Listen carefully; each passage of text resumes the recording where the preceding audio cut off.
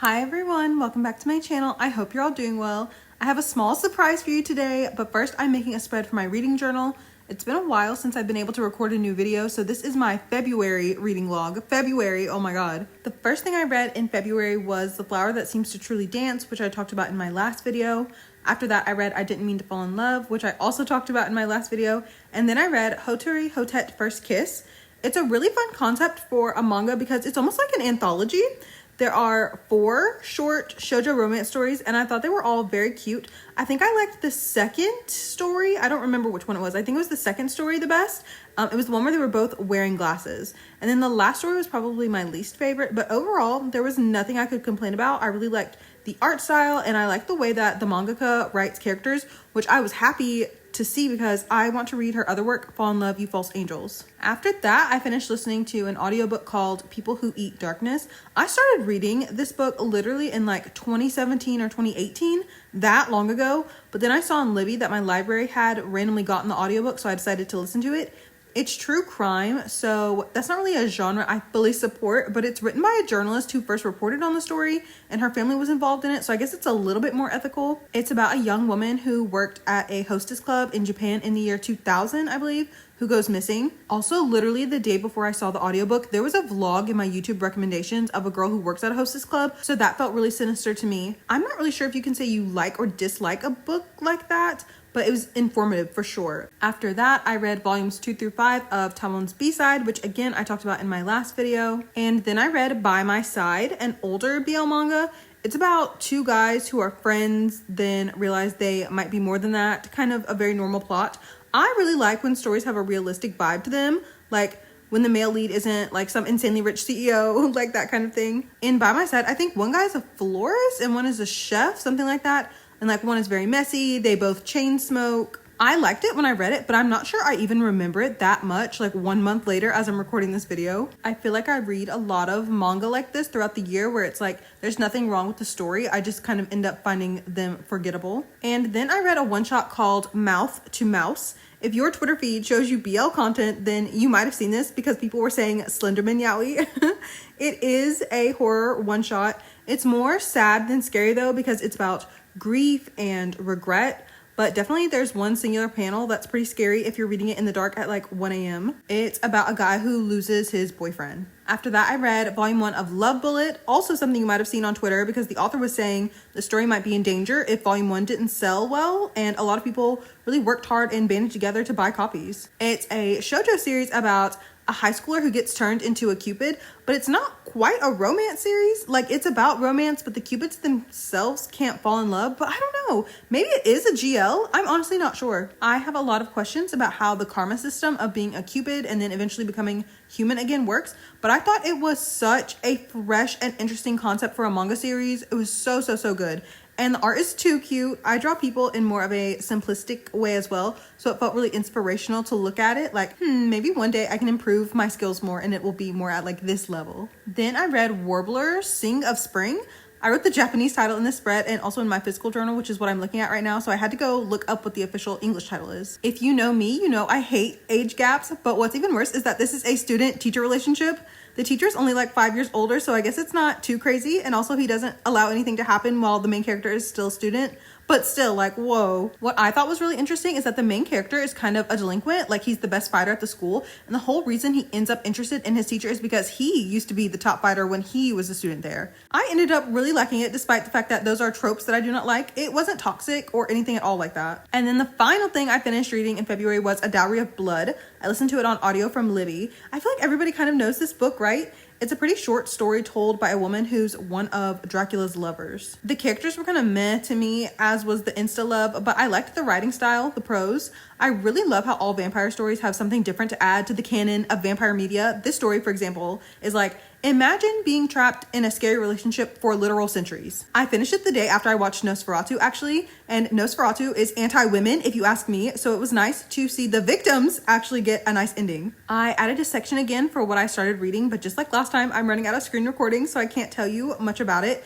It's a lit fic novel called Daughter by Claudia Day, and it's so frustrating. I had to quit reading. I genuinely cannot imagine wanting your father's love and attention to that extent. I was made from magic and clay and sisterly love like Wonder Woman, so maybe I just don't get it. Sorry if I was talking fast at the end here. I had so much to get through, but now the spread is finished.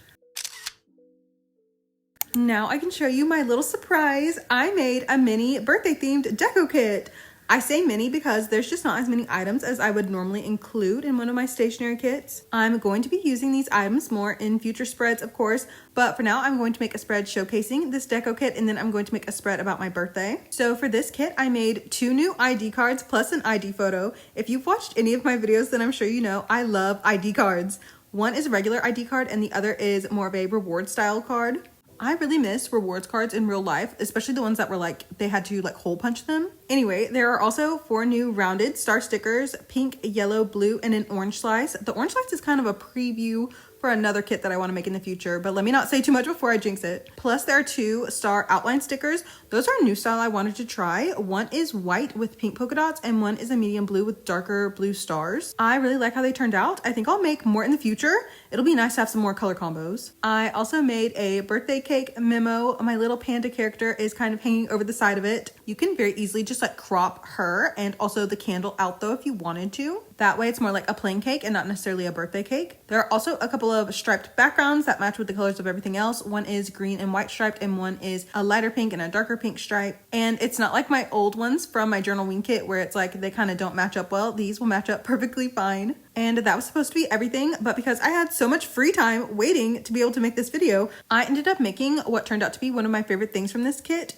6 music notes. I've been using music notes so often in my spreads lately. I think they're really cute. They're like getting almost to like the point where it's like I have to put them on the same way I do with like little stars everywhere. Like I'm like, I gotta add some music notes. But the ones I made are filled in with either polka dots or stars. I like them because even if you make them small, like the color is still there, but not necessarily the detail of the pattern unless you zoom in. But then if you make them really big, the patterns add so much to a spread. I've really been enjoying them. I wasn't sure, like of course I tested them before, you know, I put them into this kit and I was like, yeah, I think these are going to be so useful. Again, I feel like in the future, I want to make more so that I can have more color combinations. And that is everything in my mini birthday deco kit. I hope that if you do use any of these items that you like them. As you may already know, my birthday is in March. It's already happened by the time you're watching this video. So this was my attempt to gift you something for my birthday.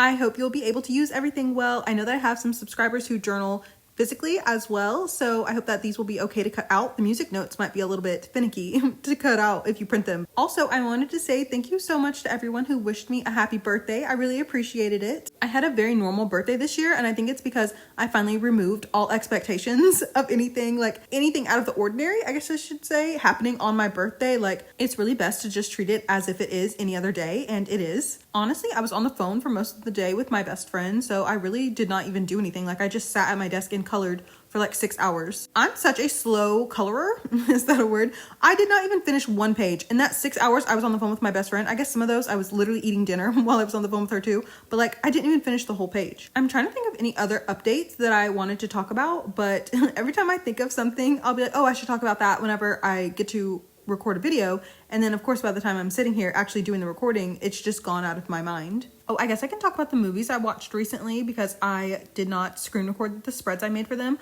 I watched Good Will Hunting, which I felt like was okay. I didn't think it was like the kind of movie that I feel like I would cherish the rest of my life, but I know that it's like a lot of people's like favorite movie ever. And I also watched The Wild Robot, which was so sad to me. I just love my mom so much, and it just really made me like think about all the things that like most people's moms have to go through. Not everybody has a mom, and like not everybody has a loving and caring mom. Something I feel like is really unfortunate is that a lot of stories that are about mothers and daughters are like about the toxicity between mothers and daughters, because the little gosling that the robot takes care of in the story is a boy. So I also watched Nosferatu, as I mentioned. I thought I was gonna be like, ooh, scary, ooh, gorgeous gowns, like, ooh, like that. But instead I had to put on my thinking cap and be like, is this movie anti-women? And I think so.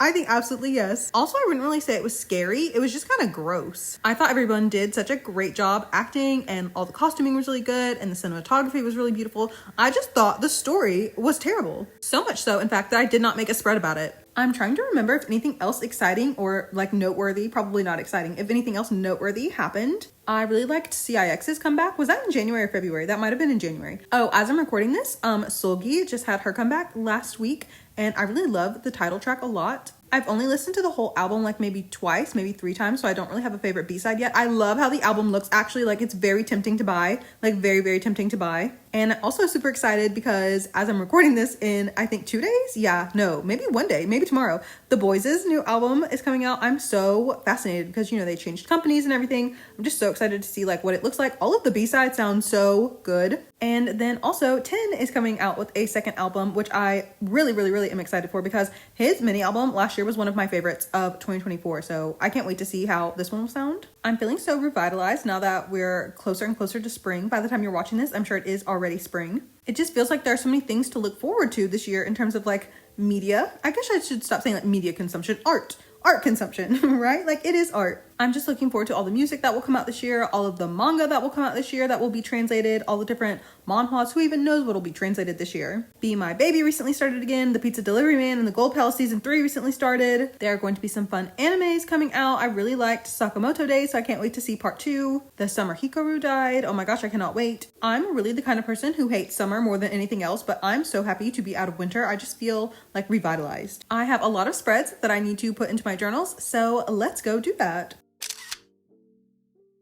I forgot to mention this before, but I deleted everything from my 2024 archive journal. It freed up so much space and I don't even miss the pages. Like, I guess I don't flip through my digital journals as much as I thought I did. So I haven't even missed the fact that a whole entire year is missing. Also, I keep forgetting to mention that the multicolor star overlays that I use in so many of my spreads, that is from Twitter. I feel like I need to just like permanently keep the link to that tweet in my description box because I'm literally always using it. Also, another thing that I found from Twitter very recently was these white stars. You probably saw them in the spread that I made for my deco kit. I've been thinking even of making something like that myself because a white star like that, I can change the color to anything with the duotone feature and it's so helpful. It's so handy. So I feel like I'll probably be using those white stars a lot too because like it's such an easy way to make a background.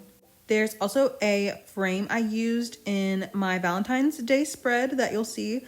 I got that from Twitter as well. Per usual, anything that I've used from Twitter will be in the description box. I always go back through my spreads and like closely analyze them to make sure that I'm not missing anything. Of course, sometimes I do. I also used a lot of stuff from Canva in my spreads this time, like the one for the wild robot. There are a lot of little torn up bits and like scraps of paper and things like that, and those are all from Canva.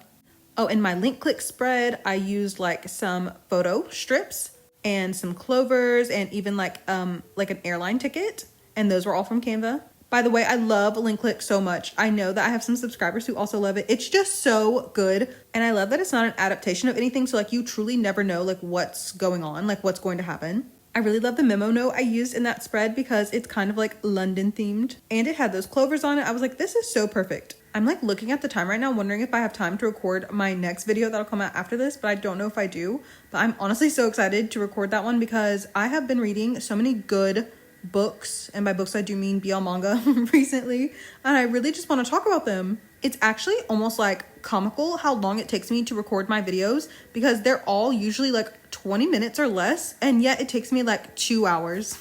Like I don't know what happens. I don't know why it takes me so long. I guess it's because there are parts where I like mess up my words or stumble over something, so then I have to go back and re-record a sentence. Today's video actually ended up being longer than I thought. I thought it would be a little bit shorter than my normal videos, but I guess not. So thank you so much for watching today's video. I hope you had fun. Everything I used in today's spreads will be in my Pinterest board, and the link to that board is in my description box, along with the links to all of my other social media accounts, as well as the links to all of my journal deco kits, including this new one. If you have any questions, please let me know. I'll do my best to answer them. Thank you so much, as always, for hanging out with me again today. I hope that you've been having a nice week, and also if you live in the Northern Hemisphere like I do, I hope that your spring is off to a good start as well. Please stay healthy, and also thank you for always waiting for me. I'll see you in the next one. Bye, everyone!